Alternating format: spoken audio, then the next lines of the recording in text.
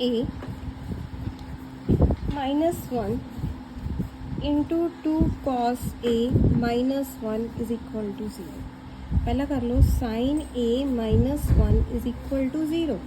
ये उधर चला जाएगा, साइन a उधर जाके होएगा पॉजिटिव दा 1। साइन 90 पर हुंदा 1,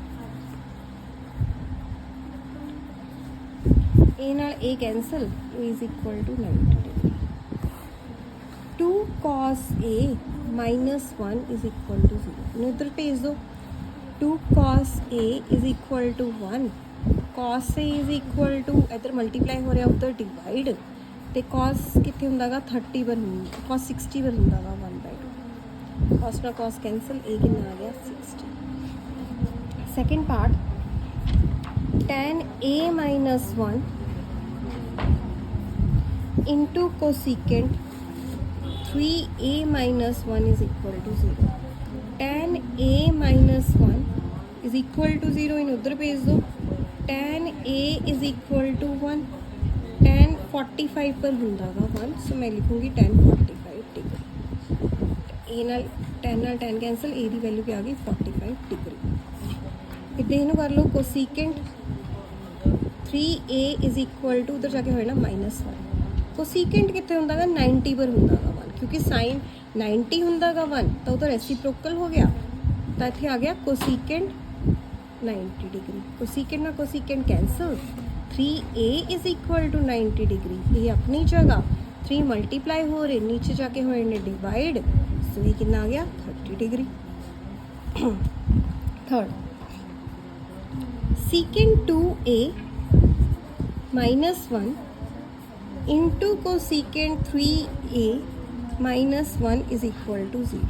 सो मेरे पास आएगा secant 2a minus 1 is equal to 0, उधर चला जाएगा secant 2a is equal to 1। ये सीकेंट 2a, सीकेंट 1 कितने होना, रेसिप्रोकल है कॉस का, कॉस 0 हुंदागा 1, सो सीकेंट 0 भी क्या हो गया दिस। सीकेंट ना secant cancel, 2a is equal to 0, a the value क्या आ गई 0। Cosecant 3a minus 1 is equal to 0, इन्हों करना लगे। कोसिकेंट 3a अपनी जगह 1 उधर शिफ्ट कर दो। कोसिकेंट 3a 1 कितने हुंदा, कोसिकेंट 90 पर, सो कोसिकेंट 90 डिग्री। कोसिकेंट ना cosecant cancel, 3a is equal to 90, इतने मल्टीप्लाई हो रहे, उधर जाके होए ने डिवाइड 30 डिग्री। ओके, उसके बाद आगे चलते हैं। Fourth part, cos 3a into 2 sine 2a minus 1 is equal to 0। पहले इन्हों इन्ना कर लो, cos 3a is equal to 0। Cos 0 कितने हुंदा 90 पर, कॉस ना cos cancel, 3a is equal to 90 degree.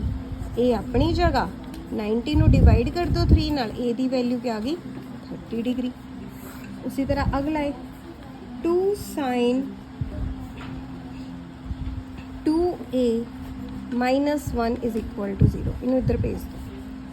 2 sign a, sign 2a उधर जाके प्लस दे 1, इतने 2 मल्टीप्लाई हो रहा, उधर क्या होना डिवाइड, दैट इज 1/2। साइन 1/2 कितने हुंदागा, कॉस साइन 30 पर, ओके, साइन ना sine cancel, 2a is equal to 30 degree, इतने मल्टीप्लाई हो रहे, उत्थे जाके क्या हो जाने डिवाइड, सो ए दी वैल्यू क्या आ गई 15 डिग्री।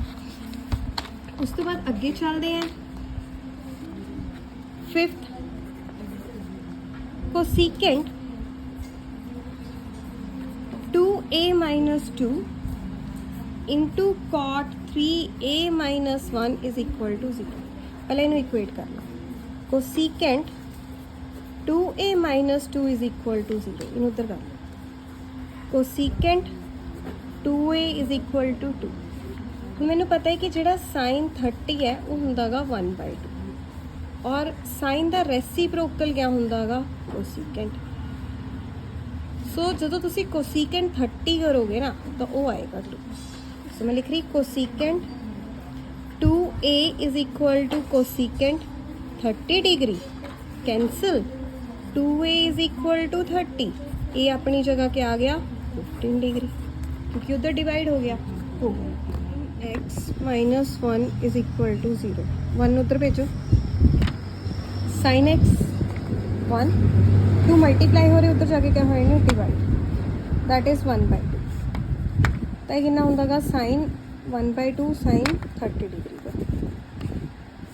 सो ये फर्स्ट पार्ट था साइन एक्स 1/2, हूँ एक्स कट रही मैं, साइन नाल साइन कैंसल, एक्स कितना आ गया 30 डिग्री। हूँ जो कॉस एक्स कटना होवे तो tan एक्स ये कितना निकलना होगा, कॉस एक्स तो tan एक्स जो तुम कटना होवे तो किस तरह कटना, कॉस एक्स की जगह 30 पुट कर दो, कॉस 30 क्या होंगे √3/2, tan इतने x है, x की जगह 30 पुट कर दो, tan 30 क्या होंगे 1/√3। सो फोर्थ हो गया। Fifth 4 cos square x minus 1 is equal to 0, इन्हें उधर शिफ्ट कर दो, 4 cos square x is equal to 1, cos square x is equal to 1/4, ये मल्टीप्लाई हो रहे फिर यदि रूट दे दो इधर, cos x is equal to √1/4, so under root cut के कितना आएगा 1/2, cos 60 पर होता 1/2,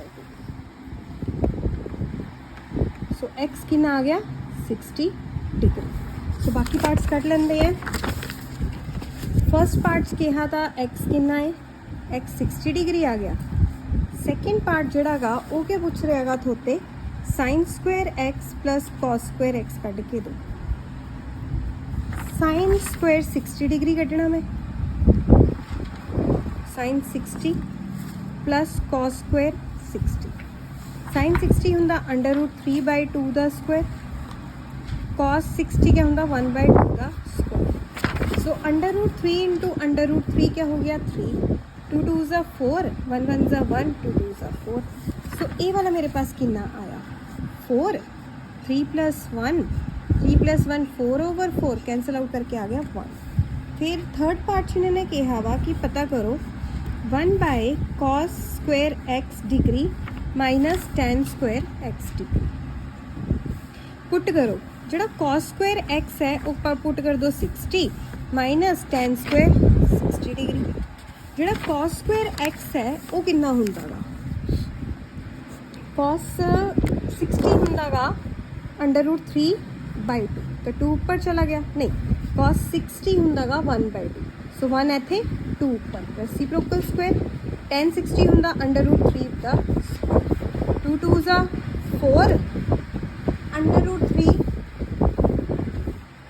3 1, ये वाला हो गया।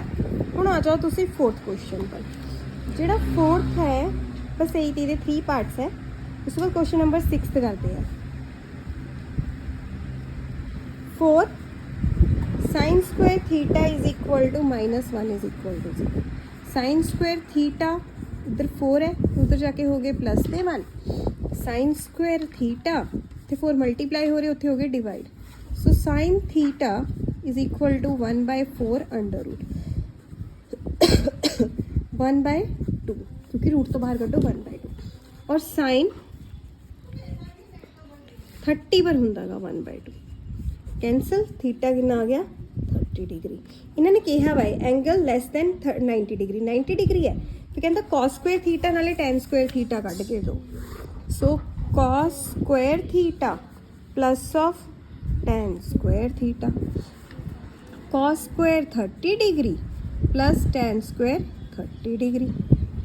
ओके, कॉस 30 कितना होंगा √3/2 का स्क्वायर, tan 30 कितना होंगा स्क्वायर है 1/√3 का स्क्वायर, सो √3 इंटू √3 3, 2 2 ज़ा 4, 1 1 ज़ा 1, √3 इंटू √3 3, ये गया कॉम्प्लीकेटेड। हूँ जाने एलसीएम, एलसीएम आ गया 12, numerator as it is, LCM नो डिवाइड करो डिनोमिनेटर ना, 12 divide by 4 3, plus numerator as it is, LCM नो डिवाइड करो 3 ना, 3 4 ज़ा 12, सो ये कितना आ गया 3 3 ज़ा 9 प्लस 4 ओवर 12, सो ये कितना आ गया 13/12, मिक्स फ्रैक्शन च कट लो जो कटना है, 12 1 ज़ा 12 1, सो गड्डी चला लो 1/12। हम करते हैं 7th क्वेश्चन। जो 7th क्वेश्चन है उसके दिता वा sin 3a = 1। सो पहले मैंने इत्थे इनू नहीं मैं शिफ्ट कर सकती, इदां ही रहना। तो मैंने पता है कि जो 3a = 1 sin 90 पर हुंदा 1। सो साइन नाल साइन कैंसल, 3a = 90 डिग्री। ए कितना आना 90/3, सो कितना आ गया 30 डिग्री। 30 डिग्री आ गया मेरे पास। उस तो बाद साइन ए की वैल्यू कढ़न नूं कही भी इन्होंने साइन ए की जगह 30 पुट कर दो। साइन 30 डिग्री, साइन 30 क्या होंदा 1/2। cos 2a कढ़ो, 2 की वैल्यू क्या ए क्या गा 30, तो cos 2 × 30 कितना आ गया 60। cos 60 कितना होंदा 1/2। ओके, लास्ट है third part, tan square a minus of 1/cos square a। So tan की जगह फिर वैल्यू पुट कर दो, tan स्क्वायर क्योंकि मैं a 30 कटिया था, प्लस नहीं माइनस है 1/ नीचे आएगा cos square 30 डिग्री। हम tan 30 कितने होंदा 1/√3 का स्क्वायर। cos 30 क्या होंदा √3/2। सो √3 नीचे 2 ऊपर चल जाना, रेसिप्रोकल स्क्वायर कर लो। 1 का स्क्वायर 1, √3 × 3, 2 2 4, 3 कर लो। 1 - 4 क्योंकि डिनोमिनेटर सेम है, एलसीएम सेम है, सो ज़्यादा पंगा लेने की लोड़ नहीं है, सिंपल कैंसिल आउट करके -1 आ गया। 2 cos 2a = √3। 2 cos 2a √3 कितने होंदा 10 cos पर √3 कितने आ जाएगा, तो √3 दिता वा। 2 cos 2a = √3। 2 cos 2a √3 इतने 2 मल्टीप्लाई हो रहे, इन्हों नीचे भेज दो, डिवाइड हो जाने। cos 2a = √3 होंगे गए cos 30 पर, कैंसल। 2a कितना आया मेरे पास 30 डिग्री, a कितना आया मेरे पास 15 डिग्री। उस तो बाद a तो निकल गया, sin 3a पूछा वा, दैट इज sin 3 × 15। sin 3 × 15 होंदा 45, sin 45 होंदा 1/√2। ये था मेरा सेकेंड पार्ट, यह था मेरा फर्स्ट पार्ट। थर्ड पार्ट हैगा sin square 75 degree minus a। Sine square 75 जो a दैट इज 15 माइनस कर दो। साइन स्क्वायर 75 जो 15 गए कितने आगे 60। साइन 60 क्या होंदा गा √3/2 द स्क्वायर। √3 × √3 3, 2 × 2 4, तो 3/4 आ गया। ओके, ये नाल प्लस होर भी हैगा ये, मैं पूरा स्टेटमेंट नहीं देखी। थर्ड का पूरा sine square 75 - a plus cos square 45 degree plus a। Actual चाहिए था, चलो ये तो मैं पूरा सॉर्ट आउट कर लिया था, मैं डायरेक्टली 3/4 लिखता है, इन्हें मैं कर लेंदी है। cos स्क्वायर 45 प्लस 15, ओके, और cos स्क्वायर 45 + 15 के आगे 60, ओके। और cos 60 कितना होंदा गा मेरे पास 1/2 the square, yes. So 3/4 plus of 1 1 ज़ा 1, 2 2 ज़ा 4, डायरेक्टली प्लस कर दो, एलसीएम लेने की लोड़ नहीं है क्योंकि डिनोमिनेटर सेम है। ये आ गया 4/4, कैंसिल आउट करके आ गया 1।